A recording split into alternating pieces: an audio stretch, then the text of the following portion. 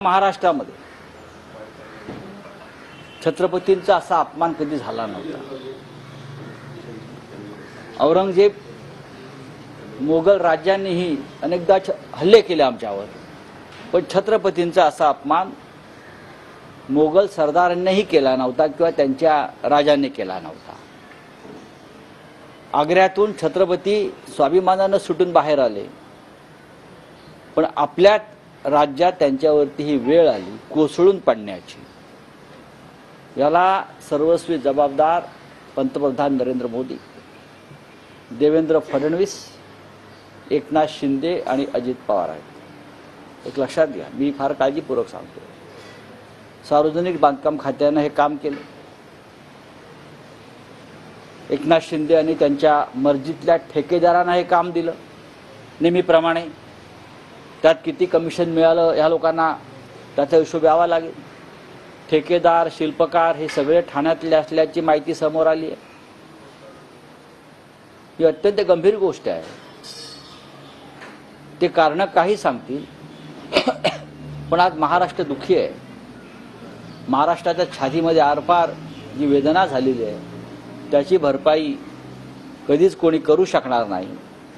महाराजांच्या पुतळ्याचे तुकडे ज्या पद्धतीने झालेले आम्ही पाहिले, महाराष्ट्रावरती ही अशी वेळ येईल हे पाहण्याची हे आम्हाला कधी वाटलं नव्हतं। पण सरकार अजूनही हसतंय। सरकारच्या चेहऱ्यावर एकही वेदना मला दिसत नाही। सरकार म्हणतंय समुद्रावर काय होता, जोरात वारा होता। ते कोणाला मूर्ख बनवतायत? समुद्रावर वारा असणारच, किल्ल्यावर वारा असणारच। 1933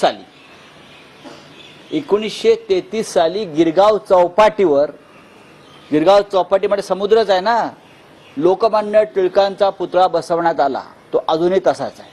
तिथेही तोच वारा त्याच वेगानं वाहतोय, तीच हवा।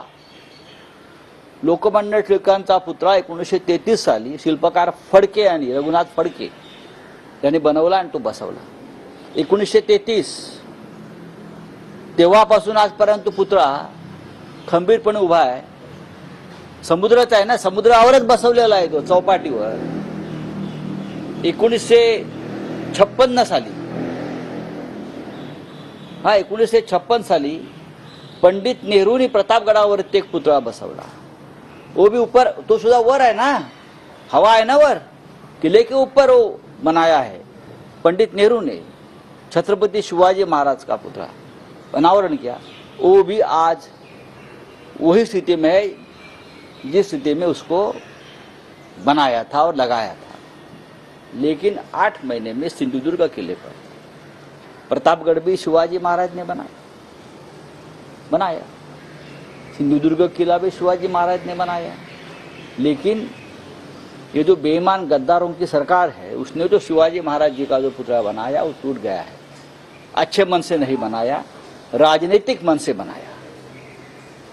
मैं तो सबसे पहले मुख्यमंत्री का इस्तीफा मांगता हूं कि आपने महाराष्ट्र की भावनाओं के साथ खिलवाड़ किया है।